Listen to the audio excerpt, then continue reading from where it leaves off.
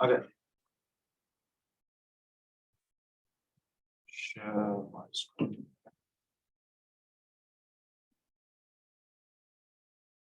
Share this. Okay. All right, so we're going to move into chapter 5 today, and we're going to be dealing with another distribution. Right? This time a continuous one. So if you notice what we did last class, I can't move this away. Okay. If you notice what we did that last class, we focused on counted variable. Right. So you said the number of times this happened, the probability of this happening this much time. Right. So everything we're doing was more or less from a counted variable perspective. Right. For some reason, the computer is I think it's what I'm doing. Let's about this. Again, this happened. I think something is going on with the mouse. Like creating like Yeah, I see that.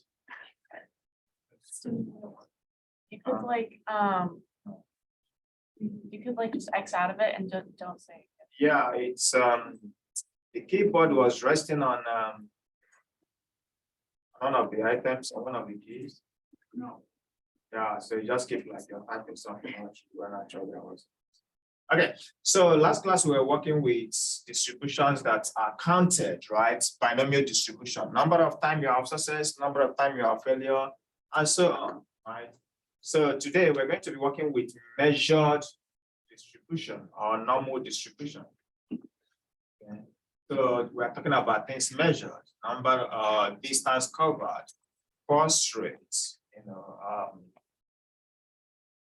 and all that, right? But it will be things that you are counting, not things, things that you're measuring, not things that you count. This has taken up 4 minutes. It's unfortunate. Okay, so that is the standard normal distribution. We've already introduced this before now, right? So let's quickly look at the features and pay more close attention to what it entails. So here we are saying first thing, notice that the mean right in the middle here, right? I think I can write with this. Yeah. So the mean right in the middle here is centered at 0. Okay, and then the standard deviation, even though it's not indicated here, the standard deviation is 1. Okay, so whenever you have a distribution that is that way, we call it the standard normal distribution. The standard normal distribution. Okay, so let's quickly look at 2 features of this distribution. One is that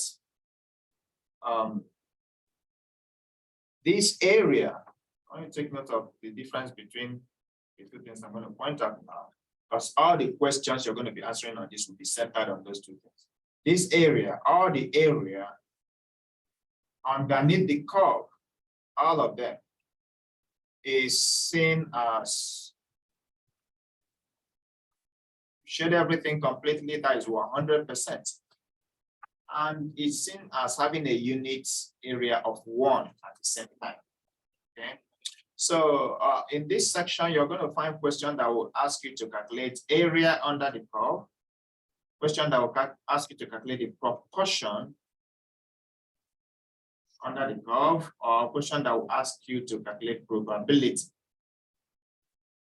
under the curve. So we're going to see questions that will be dealing with these 3 things. Okay, so whenever you see this, they are all talking about the same thing. They are all focused on the area underneath that curve. Okay, so by the way, this PowerPoint is posted on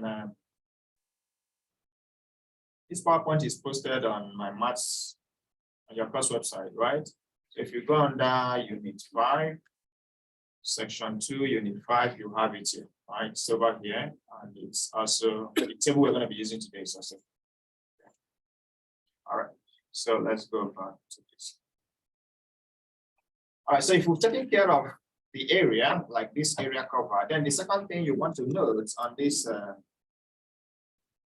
this diagram or this standard normal curve is the counted value at the base here. right? That is a Z value. And this Z value increases this way.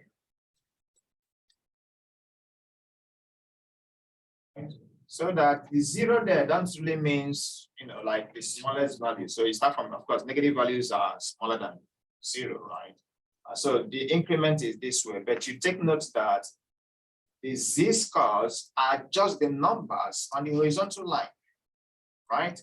The shaded area is where you get answers to questions that have to do with proportion, that have to do with probability. If you're dealing with questions that have to do with Z, you focus just on this number on the horizontal marker, right? Okay, so what this number is trying to tell us is that right here in the middle, okay, maybe let's define Z-score first. The Z-scores denotes the number of standard deviation below or above the mean, right? So you have numbers above positive and your numbers below negative, but again, taken together, everything increases from left all the way to the right. Okay, so if that is the case, you could see that this shape is actually symmetrical. So we look at the properties, some of the properties. One of the fundamental properties.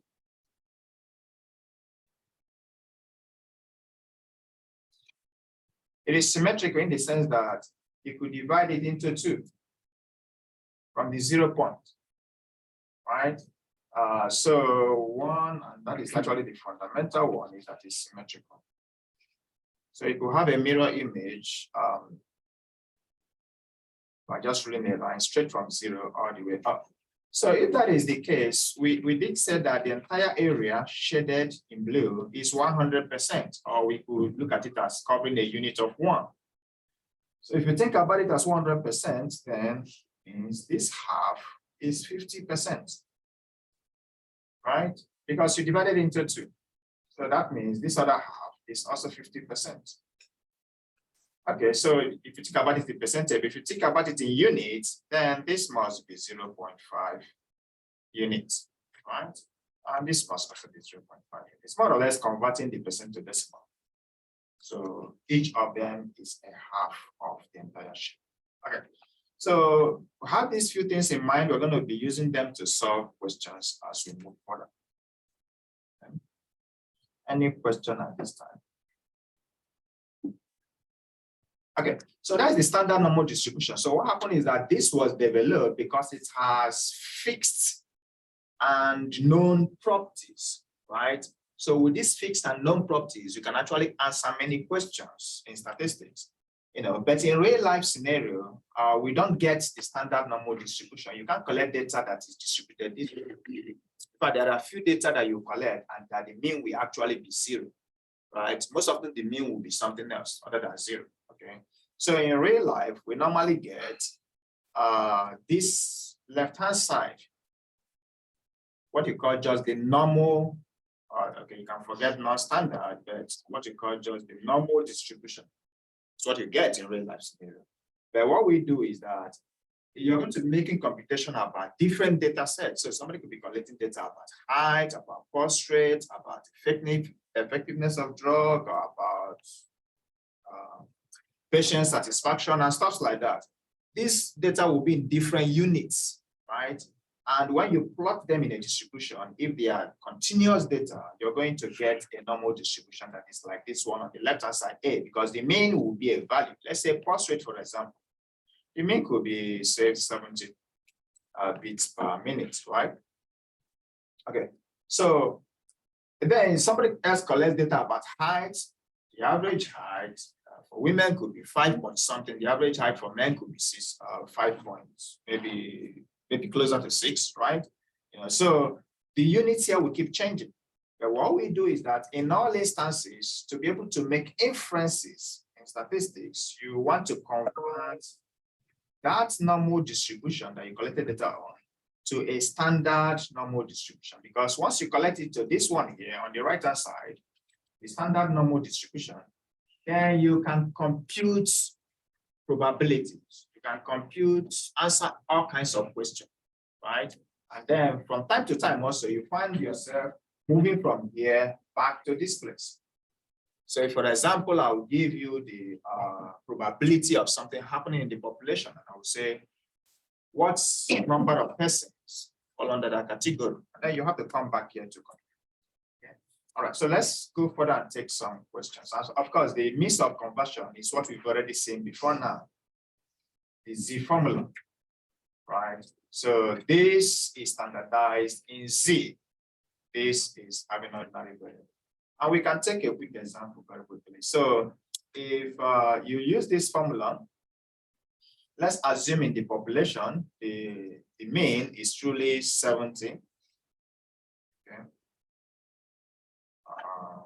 Trying to see if there's a way to clear this without sitting here. Okay, I'll just try to take a couple. Okay, so let's assume in the population, truly the mean pulse rate, for example, is 70 beats per minute, right? If that is the case, then somebody whose pulse heartbeat or heart rate is 65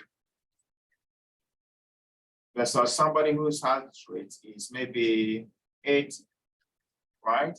You see that this person will be some unit below the mean.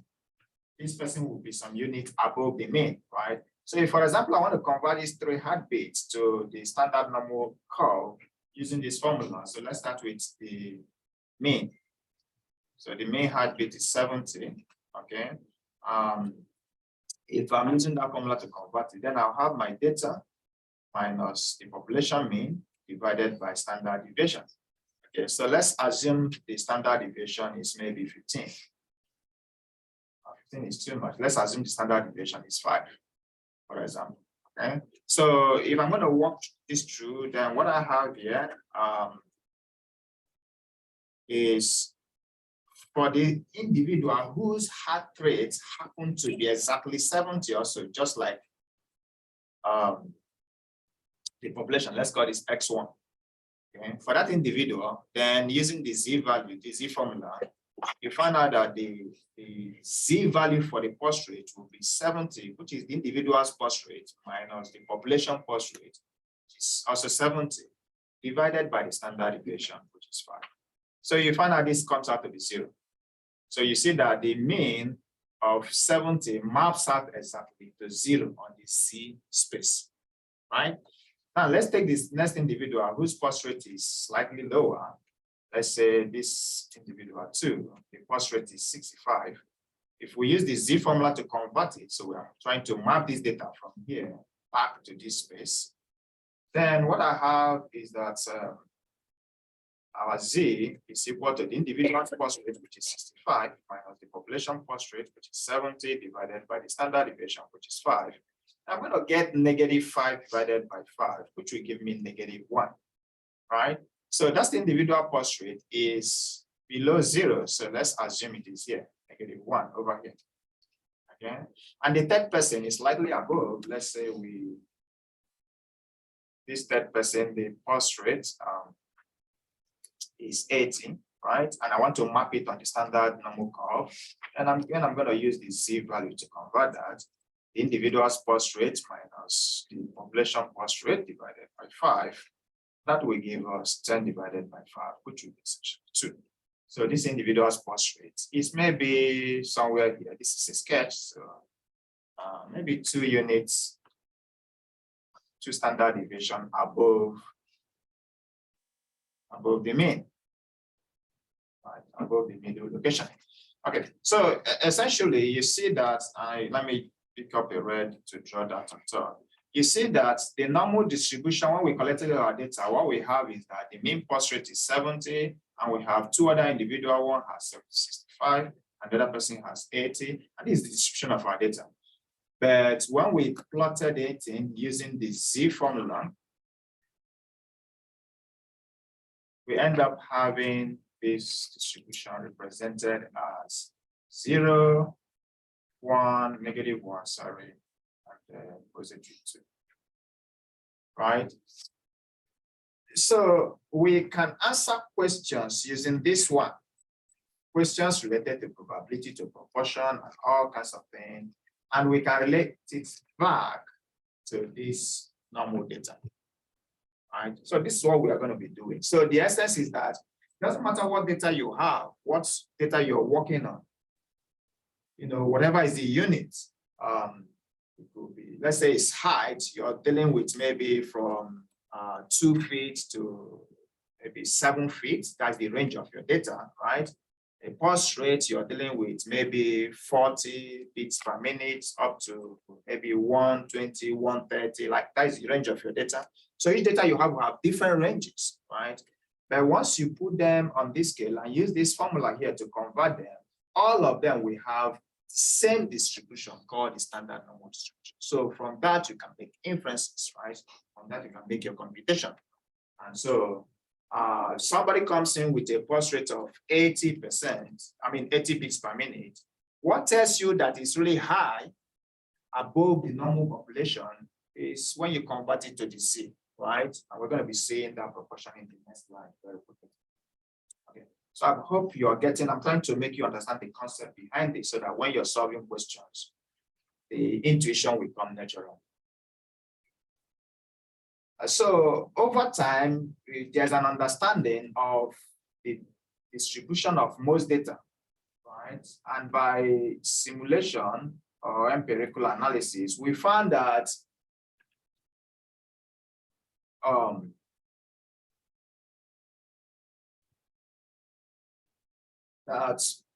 about 68% of the data is normally located at one standard deviation below and above the mean. So the range of values in between one standard deviation above and below the mean is normally about 68.3%.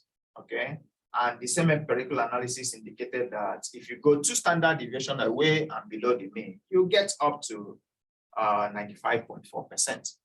And if you go 3 standard deviation above and below the mean, you get up to 99.7%.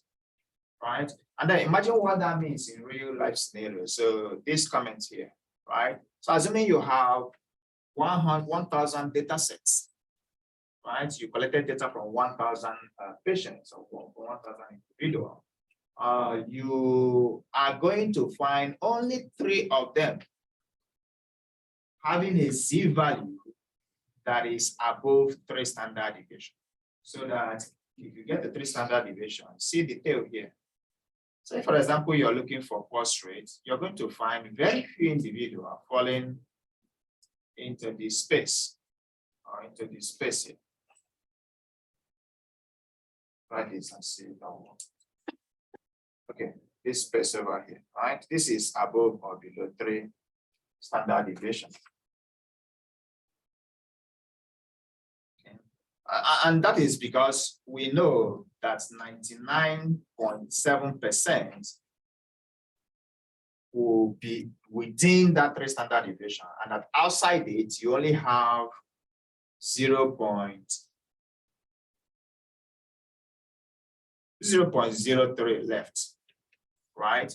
Or just about 0.3%. Okay, so you only have, if you subtract this from 100 rather, right? You only have 0.3% left.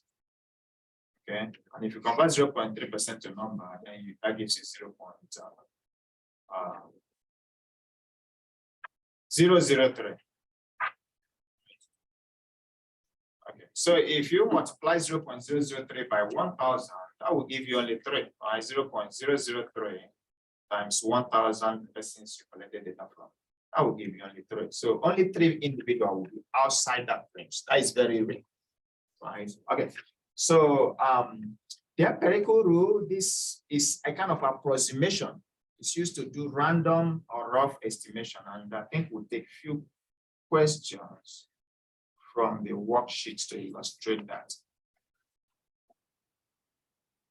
Let me go to the worksheet so we can. So look at a question like this one, right? This is where the empirical rule will be applied. It's a rough estimation. Beyond this, we'll do exact calculation in the next section of the worksheet.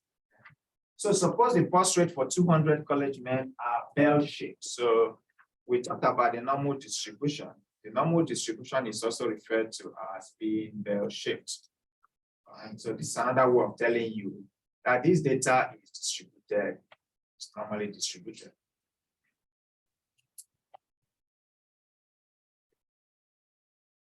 That is the bell shape. So if the average or if the mean is 72 and the standard deviation is C, the question is, how many persons do you expect, or what is the range of pulse rate for 68% of the population, maybe 95% of the population, or maybe 99.7% of the population? So already we know before now, from the empirical rule, that one standard deviation, or rather that's maybe 68, not exactly, but just about 68 will be equal to one standard deviation above or below the mean, right? And we also know similarly that 95% we cover just about 2 standard deviation plus or minus, right, above or below the mean. And we also know that 99.7%, right, will cover about 3 standard deviation above or below the mean, right? So if we know this, we can use the Z formula to answer this question, right? We could tell that if this is the case, then we expect that 98%,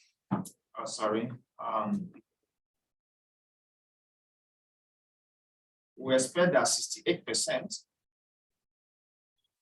of all men should have pulse rate that is using the Z formula. The individual pulse rate all over the mean times standard deviation, right?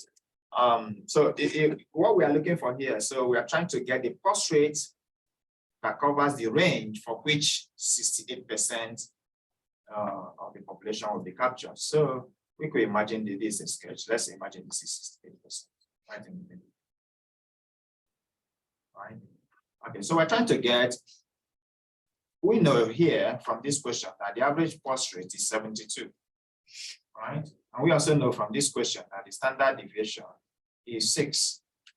Now we're trying to get what is the interval, what is the range of pulse rate for 68% of the population. So the lower one will be here, the upper one will be here, right? So let's get the lower one first. And so this, let's call that X1, right? And let's call this X2. So that individual with the lowest among that 68% should have X1 pulse rate, and the person with the highest among the 68% should have X2 pulse rate. So use your C formula. Which is the formula of written here. But we're interested in this item. We are interested in we're interested in this, right? So if you turn this formula around like it's multiplying this with this, right, and adding this, then you're going to have, I'm going to write it just straighter. And we did something like that last week, right? You're going to have that individual, let's use Xi, so that we can substitute any individual there, is given as, so you could write this formula anyway, but maybe a better one will be the mean plus Z times the standard deviation, right? I just rearrange this formula to get your X. You can put in the values and solve within this, but this could make it easier to work. Easier standard deviation, say sigma. Okay, so for individual 1, with the lowest pulse rate, so we expect that person to have at most, okay, so this is plus or minus, right? Indicating whether you're going below or going above. Maybe I should walk through this formula to show you what that means.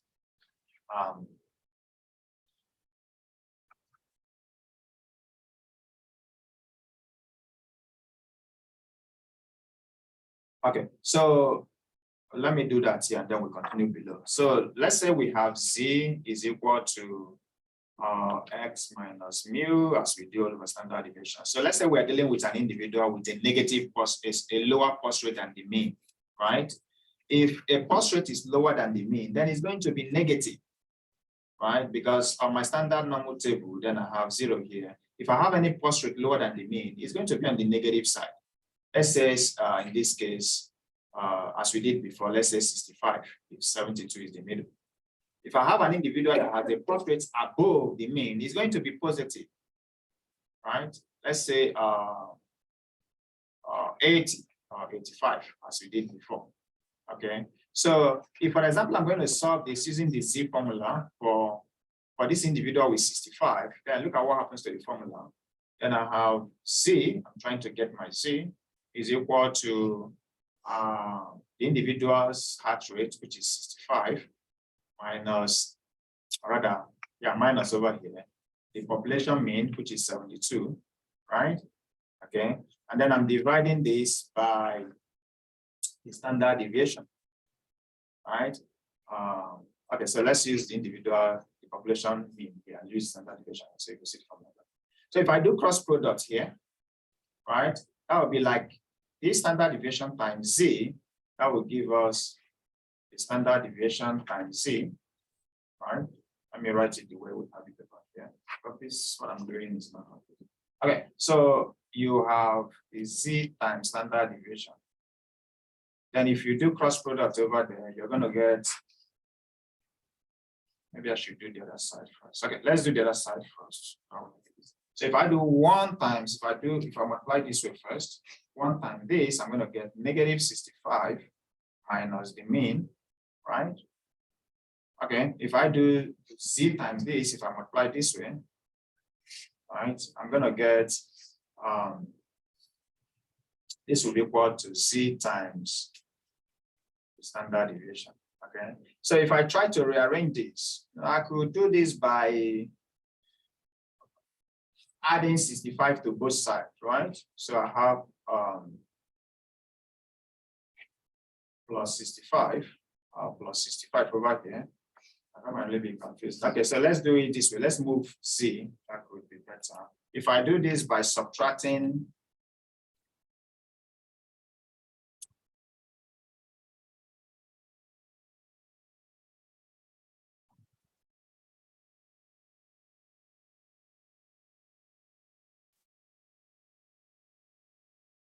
okay, I see what you're doing. Okay, so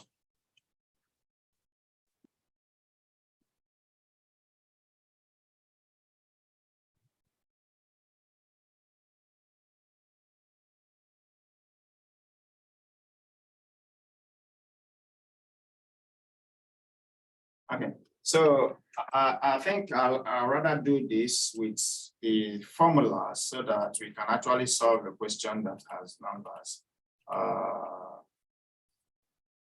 Maybe I should have done this part. So let's do this with the actual formula so we see, and I will explain that more easier. So if I'm going to do a cross product here, let's pick up a red. If we're going to do cross product over here, all right? So let's call this over 1. Then I'm multiplying this side first. So 1 times that will give us back with the purple, will give us back x minus mean, right, is equal to Z times this will give us Z times standard deviation. Let's put it that way. Okay, so if I'm trying to get my mean here, right? So I could maybe say add mean to both sides, add mean to both sides. If you do that, let's put it over here. If you do that, this cancels out, right?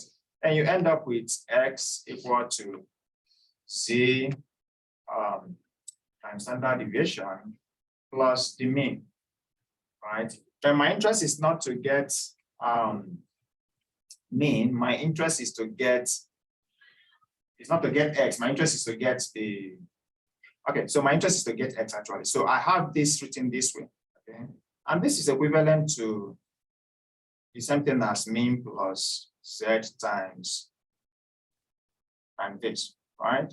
So if you look at this formula here, okay, what I'm trying to point out is that if an individual, and we can continue that here, so that is the formula here, right? If an individual has a positive Z value on the positive side, Okay. If you plug in that positive z value, this formula wouldn't change. So if I plug in a positive z value here, I say +2. Okay, I'm going to get the mean or the theta x being equal to the mean plus 2 times standard deviation. So this positive sign will remain positive. But let's assume an individual has a negative z value. Okay, if an individual has a negative z value, let's say negative 2 this time. Let's say somebody has a negative z value, -2.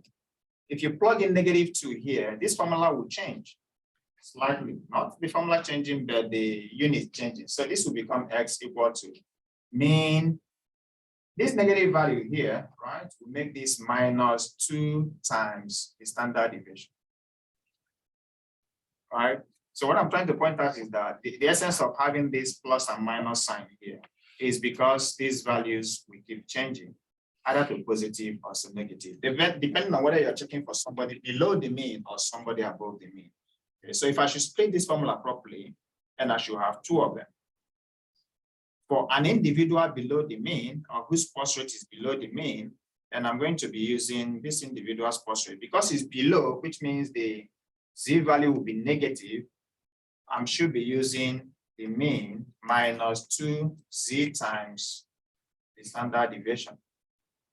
For an individual whose pulse rate is positive, because it's positive, I should be using the mean plus z times the standard deviation.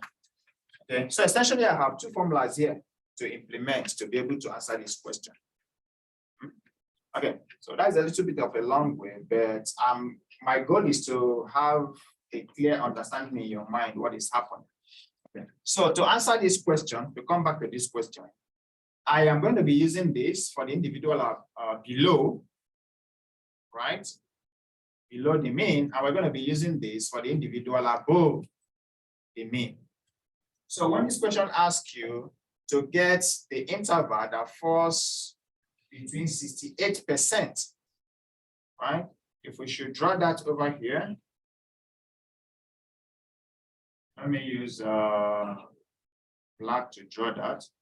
If we should draw that over here, let's assume this is our distribution, and the question is asking, what is the interval that captures 68% above and below the mean, right? So we know that this is 0. So somebody here is below the mean. Okay, and that person should have a negative z value. Okay, and the other person here is above the mean. That person should have a positive z value. Okay, so, but we know by empirical rule that 68% is equivalent to 1 standard deviation above or below the mean, right? So we go ahead and plug in this. So using the first formula, for the first individual, we have that the mean, if we're calculating for the person, let's say Z1, you're calculating for the person below the mean, then we have that the mean is negative z times the standard deviation. Okay, so if we plug in here, we have that this individual pulse rate would be the mean, which is 72 in this case, for this question, minus the standard deviation is 1. So you just have 1 times, the z value is 1, right? So we just have 1 times the standard deviation. The standard deviation in this question is 6.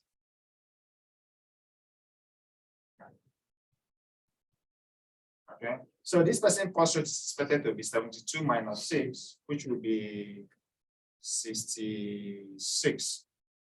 Okay, then for the individual that is above the mean, let's call it Z2, that is above the mean. Then for this individual, we're going to be using the mean plus z times the standard deviation. Okay, so if we solve this for this person, call this 1, call this 2, then we have the mean 72 plus 1 standard deviation, 6. Okay, so that will give us 678.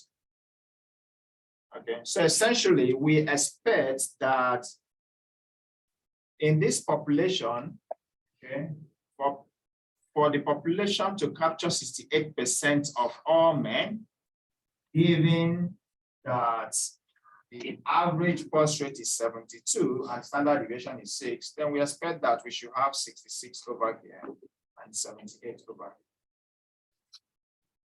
here. Okay. That's a little bit of a long way getting to that, but I'm hoping that all this explanation is being meaningful. Right, we're going to do the same thing for the second one, and then I'll see you try the third one. Okay. So for the second one, and I'll copy this question and move it down a little bit.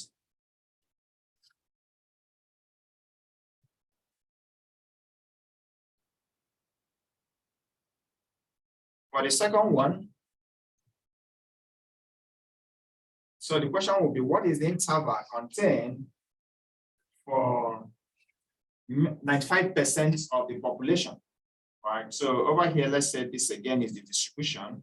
Your goal is to find 95%. Right. And the question is, what is the interval, what is the birth rate for the individual with the lowest within that 95%? So let's call it again Z1. And the individual with the highest within that 95%, let's call it Z2. Okay. Already by empirical rule, you know that 95% is just about 2 standard deviations. Right? Okay. So again, for the person lower, for Z1, we are going to be using the negative. So you have mean minus Z times the standard deviation. Okay. And for this individual, you have the mean. The mean to be 72 minus the standard deviation is, the Z value is 2, and the standard deviation again is 6. So for this individual, we expect to have 12 minus that, which is 60. But for the, so that is for the person here, right? So at the lower range, we expect to see the birth rate of 6. For the individual on the positive side, on the upper side, we are using the formula this plus Z times standard deviation. Okay, so again, you have 72 plus 2 times the standard deviation, 6, and that will be 12 plus that will be 84. Hope so, right? So this will be, so I went a long way to derive the formula. I hope that that follows, but essentially you can resort to solving this question by using just this for the person lower and using just this for the person upper, and then you have your 2 intervals. Okay, but ideally these 2 formulas were gotten from Z equal to theta minus mean divided by standard deviation. But I was walking through all this to show you how we arrive at this for the lower person and this and for the upper person.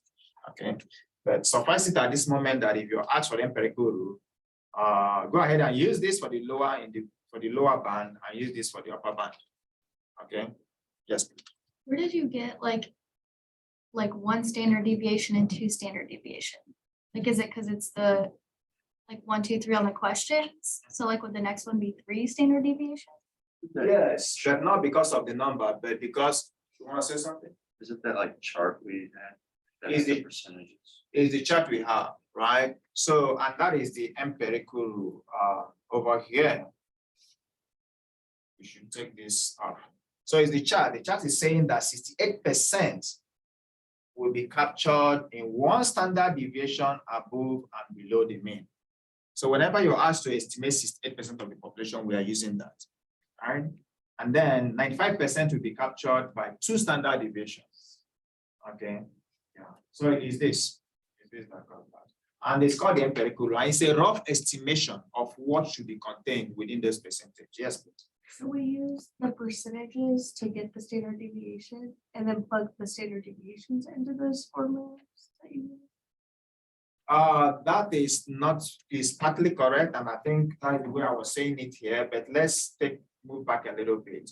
So Z-score, right, is defined as the number of standard deviation above or below the mean. That is the definition of Z-score. right? So when somebody says, I am one standard deviation above the mean, the person is saying my z-score is 1. The person says I'm 2 standard deviation above the mean, the person is saying my z-score is 2, right? And so from that, we know that from this chart, when you're talking about 68% of the population, that 68% is 1 standard deviation above or below the mean. And that 1 standard deviation above the mean is the z-score of 1.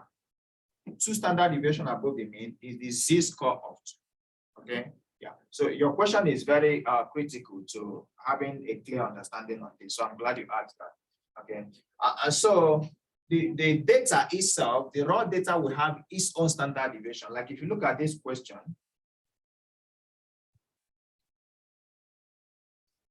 So that will always be given to us. yes, for this type of question. So you see the standard deviation is 6, right?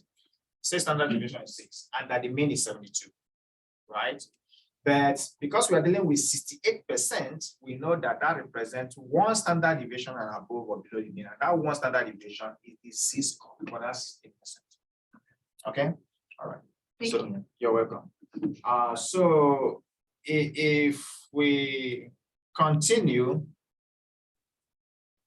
as noted, we are going to be using 3 standard, 3 is the z-value for the next question will be 3, like in place of 1 and 2, the z-value will be 3.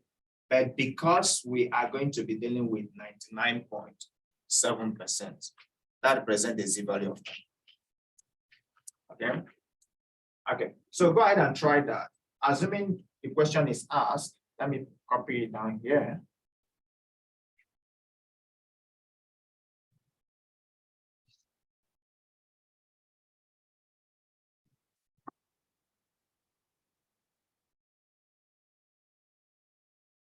Assuming you're asked to solve this question, go ahead and see if we can get 2 sets of values.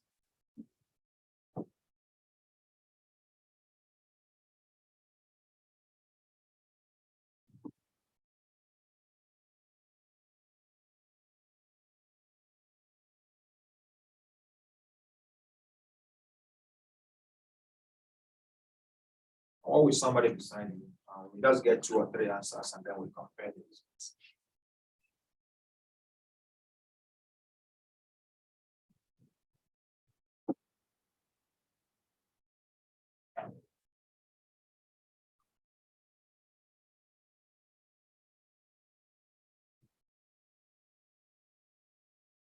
You want us to just tell you? Okay, I got a 54 and 9. 54 and 90. Okay. Okay, got the same thing. Okay, anybody else got something different? The same I thing? got the same. The same thing. Okay, so we're gonna move ahead.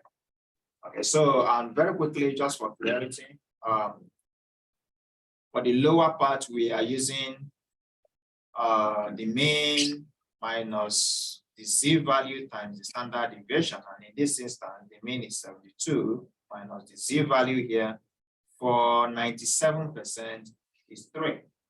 Or 99.7% is 3 multiplied by the standard deviation, which is 6. Okay, and for the upper bound, we are using the same thing, but this time we are adding, right? So you have 72 plus the z-value again is 3 plus 6. So if we do this, I want to believe it is 54 and 90, right? But that will be 18 plus that will be 90. Okay, so we have 54 and 90 as the bounds, right? That captures 99.7% of the distribution. So if we should sketch that, it's like you're looking at something like this. 99.7 in the middle. And so you are trying to figure out what is the number here and what is the number here, given that the mean is 72. Okay, so this is the question we just answered. But wouldn't like 54 be negative since you're using the z formula to move it to that other graph that the mean is 0? Can you say it again? Say that again, sorry. So in the PowerPoint, you use the z formula to take it from the mean is 72 over to the mean is 0. So wouldn't 54 be negative? Oh, yeah. So the data itself will always, not always anyway, if you collect data that are negative, then you have that. The data itself on this space, right, will be in the unit of the data you collected, okay? But this, when you standardize it, that is when it turns to negative or positive, right? When you standardize it, then you get this. When you standardize it, you get this distribution here that has negative Z and positive Z. But the raw data itself will be the number you have. The only difference is that on this side, you have values smaller than the mean. So if the mean is 72, all the value that you have on this side will be smaller than 72. And on this side, all the value you have will be bigger than 72 in the raw data scenario, right? But when you convert it to standard normal of, which is this one, then you can get negative Z or positive Z, right? But to your point, it's also a critical question. Something that will help us understand this better. To your point, that is why you have this negative value here. And that was what I was, even though that was very smooth, that was what I was doing when I was walking through all this here, trying to show you what happened, right? So that negative value and positive value in Z is accounted for in the formula, right? So you see, when we are solving something below, we are using negative here, we're subtracting, because the Z will be, the value will be below the mean. When we are solving for something above, we're using positive here. So that is what captured the Z, negative and positive, right? Is your question following up with us, or is it different from this one? I was going to make a comment on it. Okay, please go ahead. So what you're saying is that on a standard deviation curve, you're going to have 0 in the middle, and then -1, -2 for your standard deviations from the mean, right? On the left-hand side. Yeah. But when you're dealing with your raw data, like in this case, 72 is the mean, you're going to have 71, 70, 69. Right, on the left. Yeah, on the left. Yeah. And then you're going to have, but they're both going to be positive numbers, but they're going to be just like Right. less than your mean. Right, you're correct. You're correct. Because the real data, so for example, somebody's pulse rate can be negative, right? Somebody can have a negative something pulse rate. Your pulse rate will always be positive, counted in positive terms. But the pulse rate that is below the average will be considered negative on the Z chart. The pulse rate that is above the average will be considered positive on the Z chart. But it can never be negative, because you're dealing with human pulse rate. Take, for example, you're dealing with height also, right? An individual's height. You can have somebody that is negative something tall, right? But if we're dealing with height, and then I collect data from the height, let's say I'm dealing with women, and I have about 5.5 is the average. Anybody who is who has a height lower than this, shorter than this, will fall on this side. But it can be negative. It will be represented as positive, maybe 4.5, right? Anybody has a height above that mean will fall on this side, maybe 5.9. If I'm going to convert this to put them in a Z table, right, for purposes of making inference, then automatically this will become 0, right? Because if you do Z is equal to, for an individual that has the height that falls exactly at 5.5, if you convert that, that individual will have Z is your data minus the population mean divided by standard deviation. So this individual will have 5.5. The population mean happens to be 5.5 also, right? It doesn't matter what the standard deviation is, the answer will come out to be 0. So that individual, this person will be mapped, right? But if that person has a lower height, because it's smaller, when you do your Z is equal to 4.5 minus 5.5, it doesn't matter what the standard deviation is. Your answer is going to be negative 1 point, whatever you divide with here doesn't matter. The answer will turn out negative, right? So you're going to get a negative value for this individual. Let's assume maybe negative, okay, let's continue with your number, -1. But for this individual here, if you do the same Z, the individual score is 5.9, that is bigger than the mean. So whenever you subtract the mean, this result will always come out positive, right? It doesn't matter what you divide with, your answer will remain positive. Of course, standard deviation is positive, so you can't divide with negative number. So your answer will come out positive. So this individual maybe will come out with +1. Okay. So even though in the raw data, their answers, their heights are all positive, in the Z table, anybody that has a value lower than the mean will have a -0. Anybody that has a high value bigger than the mean will have a +0. Okay. That is an important question. And those two questions we've gotten so far is what causes confusion when you're working on this. But what will be, I think what we're going to do next is to see a real life scenario, right? So when if you have this clarity in your mind, when you're working on the questions, you may from time to time move from here to here, and then go ahead and use the Z table, which I will show you soon, to make your calculation. But some other question will force you to go from here back to this place. So you're going to be doing this switch and forth. So having clarity in your mind that on the Z table, a value is negative, what that implies is that the value in the data is smaller than the mean. On the Z table, if any Z is positive, what that implies that the value of that person in the actual data is bigger than the mean.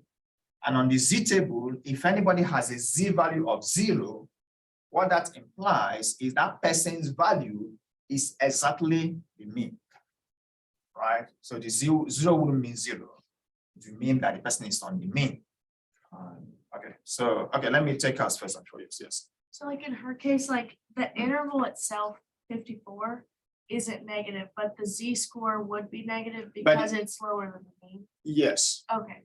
Yes, and that is why this formula here, so the formula we used to solve for 54 was the one that has a negative sign in the middle here. Yes.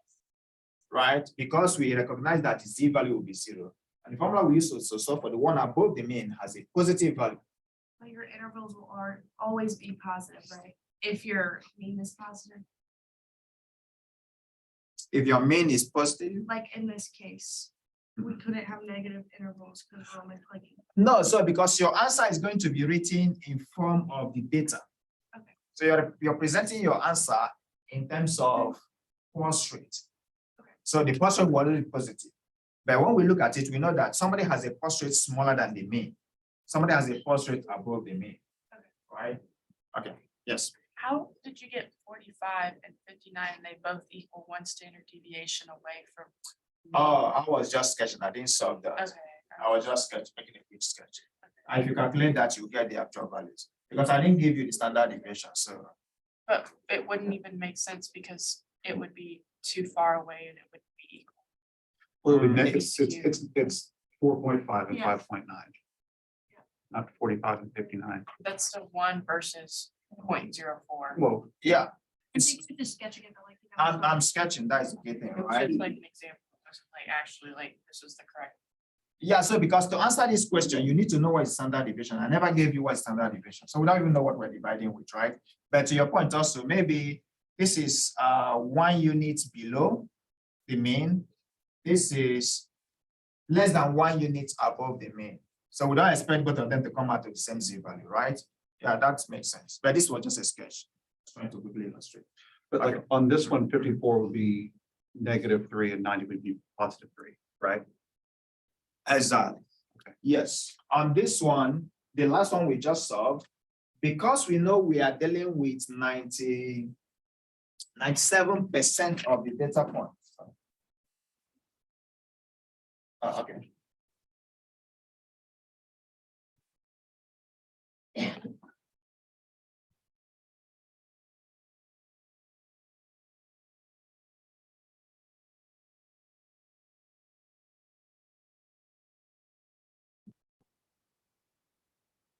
This question, because we know we are dealing with 99.7% of the data points, automatically we know that the bounds is -3 and +3 in terms of this, right? And that is why they were used that way in the formula, right? Right. And if you're dealing with 95% of the data point. Again, this is sketch, right? So don't look at the size. Then automatically you know that the Z value that is here, right, And if you're dealing with 68, you know it's going to be 1, 1. Okay. So this is called the empirical rule. It's just a rough estimate of what you expect the Z values to be at that percentage, right? But life is not always in right that way. What if I ask you for a percentage that is not exactly on any of these points? Okay, so that's where we move to next. But I'm glad about the questions you're all asking. They are helping us kind of drive better understanding of what we are doing. That is good. Any other concern before we move on?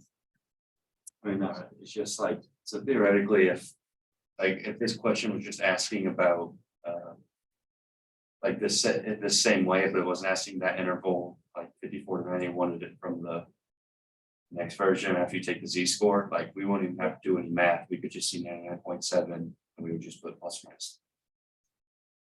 Okay, I think I get what you said, but just repeat that again so I will be sure I'm responding the way you want to. Basically, once we see 99.7, we know standard deviation is negative or plus, or -3 or +3, right?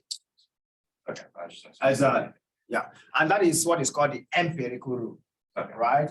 And so, same way, whenever you see 95%, you know we're dealing with 2 standard deviation, right? Which is the Z value of 2. Whenever you see 68%, you know we're dealing with Z value of 1. Okay, it's a fixed constant, right? And it's fixed from simulation over time. People discover that is what the value comes out to be. And so we just adopt it, just like a rule of thumb. So whenever somebody says 95% of the population, you know that they will fall between 2 standard deviation above or below the mean. 95% of any data you collect, any data, doesn't matter what the nature of the data is, you know. So that is one. So the next scenario we're going to now is, what if it is not exactly 95% of the population? What if it's not exactly 99.7% of the population? What if I am interested, okay, so let me use ballpark. What if I'm interested in area below or above? So this scenario, right? So before we are capturing the middle 68, the middle 95, the middle 99.7. Now, what if I want just the area below a particular value, C value, or area above or area in between? Okay. So you see that the computation will become a little bit tedious, right? Because this Z here, this could be maybe 62.3. It might not even be a whole number, right? It could be anything, right? I'm collecting data from population. Okay, so I no longer have a fixed rule with which to solve this. And so because of that, any Z value you get along the continuum, you can get it to a small decimal place. So if the middle is 0, I can get 1.2, somebody can say 1.234, somebody can say 1.35. You could have anything. So it's unlimited, the number of Z's that you can actually think about on this plane, right? Because an advent of computer, people were struggling with how to deal with this, and they came up with this standard normal table. Okay, standard normal table has the computed values of each Z written down already, right?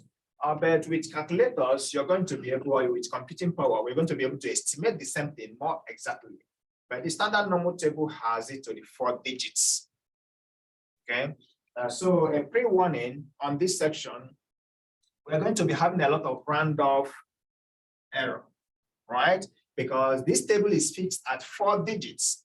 So we're going to be working with it at 4 digits. That means our answer might be slightly above or slightly below from time to time, but it will be close enough that you'll be sure you got the right thing. Okay, all right. So if I have a scenario where I am asked to find other values that is not Z of 1, Z of 2, Z of 3, what do I do? Okay, that's what we're going to look at here. So if I should draw the diagram for the first one, what this is asking me to do is, if I have a distribution like this, okay, it doesn't matter what the data is telling me, but this is 0, of course. So this is positive, so I know it will be on the right hand side. Let's assume this point here is 1.73. What is the area here? That's what this question is asking me, right? So remember we said the whole area is 1 unit or 100%. So this question would have, instead of saying find probability, I would have said find proportion. Okay, so when you say this, they are talking about the same thing. Instead of saying find proportion, I would have said find the area. Okay, these three are addressing just the same thing. So what if I have a scenario like this? The second one, of course, is asking us to look at this scenario. Again, Z is positive, right? So I will know it's on the right-hand side.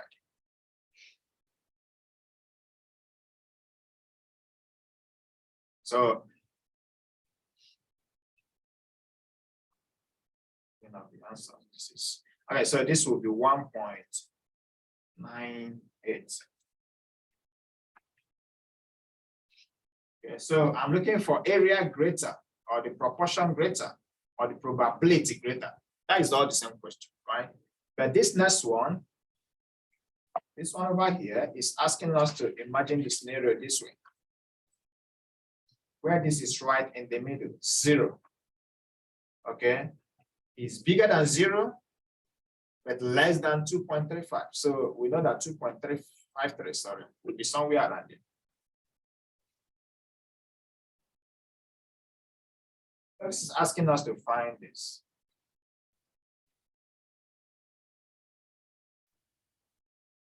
These are two scenarios we have as a random example. So now we're no longer dealing with Z of 1, Z of 2, Z of 3. Now we are dealing with Z of other numbers other than those fixed ones. So we no longer know the percentage. What this question is asking you is to find the percentage. Find the probability, find the percentage, find the proportion, find the area. Those terms are all talking about the same thing. So let me write it again. It's important to understand that. So when the question asks about probability and asks about area under the curve, right? Or asks about percentage, right? Or asks about proportion. These are just synonyms, right? There are different words referring to shaded part of the curve, okay? So how do we calculate the proportion that is here, right? From what we just did, we know that if this shape had been like this, and somebody says this is Z of 1, -1, and this is Z of +1, of course, we know immediately that this is 8%, isn't it? If from what we just did, if we have this diagram and somebody said this is Z of 2 and this is Z of +2, we know immediately that this is what percent? Are you with me? We know immediately that this is 95%, right? The same way, if we have a diagram and we drew this and somebody said this is Z of 3, this is Z of 3, -3, we know automatically that this is 99.7%. Right? But now the ones in the right are the scenarios we have. So how do we go about estimating that? We use the standard normal table. Okay.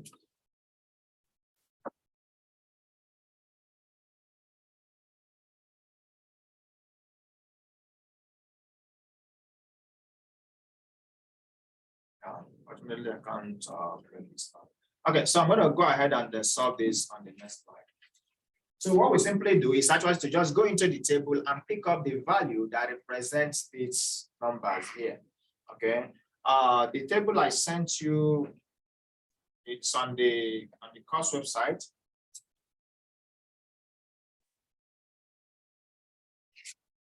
Normal table over here. Okay, so if you look at normal table, it just has the Z values as shaded.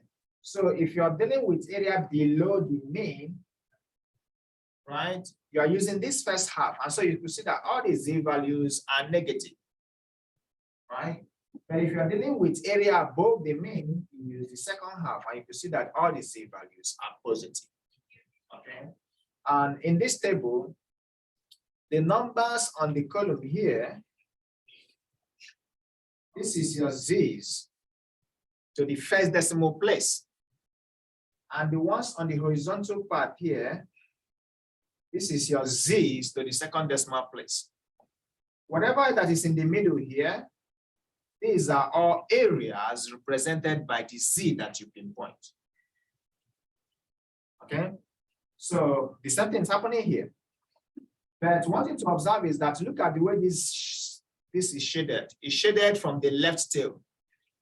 Look at the way this is shaded. It's shaded also from the left tail. So what it's telling us is that the area you find inside here are the area computed from the left tail all the time. Okay, so when you're using the table and you are required to find the area below the mean, I mean, you find any area at all, but to the left tail, all the way to the left tail, whatever value you get on the table is your final answer.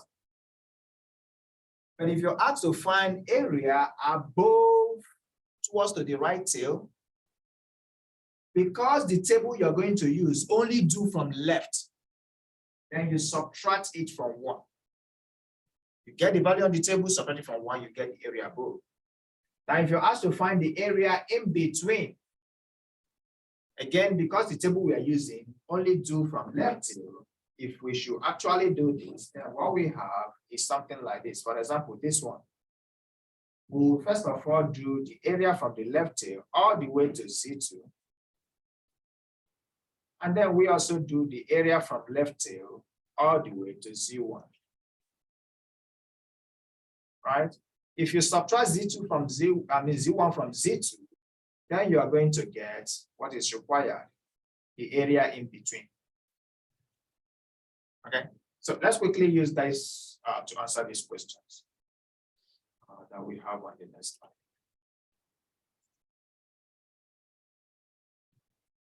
I'm going to take the party side. Okay, so let's quickly go to the first one. So for the first one, we are interested in the probability that our Z value is less than 1.73. Okay, and so we are imagining a shape like this one. We know that the middle is 0, so if 1.73 is what we have, we know it's positive, so it should be somewhere around here. It's a sketch, right? So we are looking for this area. And because it's on the left here, so it aligns with the table. So whatever answer we get here, the table is our final answer. Our final answer here should be, we look for 1.7 and then 3. So go to the table, this.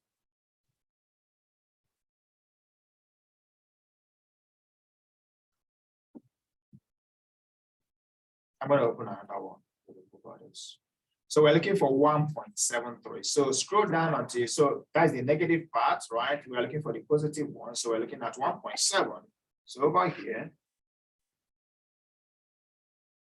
you have 1.7, right? But you're looking for 1.73. This is 0.3 over here, right? So the number you are interested in is the intersection. So this is the area to the left tail where you have 1.73 as your Z. Okay, so if we come back to the PowerPoint, that is 0.9582, right? That is how we got this answer here, right? You can change it to percentage by multiplying by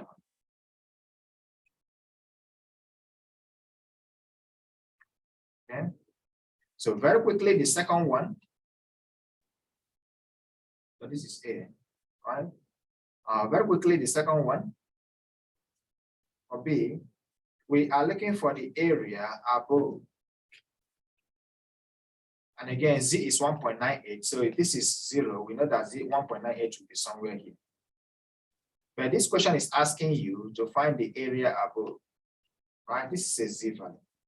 So we're looking for this shaded area above. Okay, so we're going to go to the table and use the table to find 1.98. Again, it is positive. And so we'll look for 1.9. This is our 1.9 over here. Right? But you're looking for 1.98. So come over here to get the second decimal point, which is this one over here. Right? And then you trace it down 1.98, going all the way down where they intersect, you have this value over here.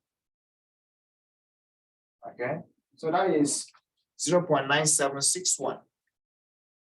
But this is not your final answer for this question, because 0.9761 is the area below the tail. 0.9761 is the area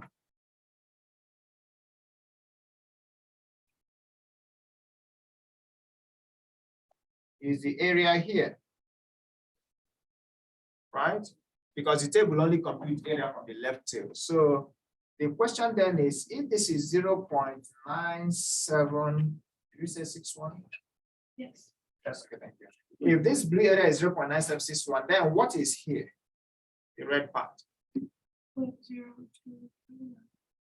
Got that by Subtracting one. squaring from 1. So because the whole area is 1, right? So the final answer here for this question will be what you get if you do 1 minus 0.9761. And what was the answer again? 0.0239. Okay. And that is how we got that. Right? And you can convert it to percent to get that. So finally, I hope we have enough time to do that. Finally, if you, okay, 2 minutes. If we do the third one is, imagine a scenario like this. Let's call this C. Where the Z is greater than 0, right? Starting from 0, but it is less than 2.53. Right? So we're looking at this area here. Okay, I was saying solve this in 2 parts. So first of all, find the Z value that is equivalent to 0 and find what the area is. So if we go to our table quickly, this is 0 here.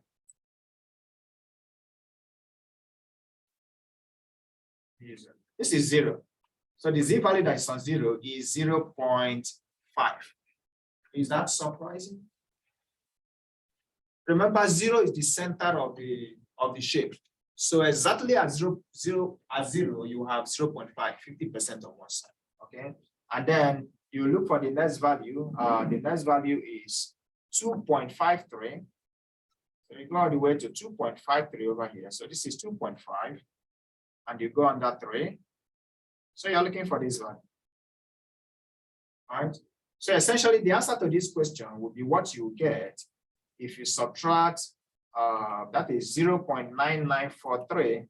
Just give me a few seconds. So the answer to this question will be 0.9953 minus 0.5. That is how you got this value. Okay. All right. So start on the homework. Don't do your best to practice as much as possible. By next class, we'll pick it up from here. The people were very engaged today, so I like that, and I believe it helps us understand this. For the exam, it's on Tuesday, so Thursday we'll work on unit 6, and then do we not have a review? The review is your homework, Okay. right? The exam will be taken from your homework as before. So the review is just the homework. Okay, but let's come to class on Thursday and we'll talk more about that.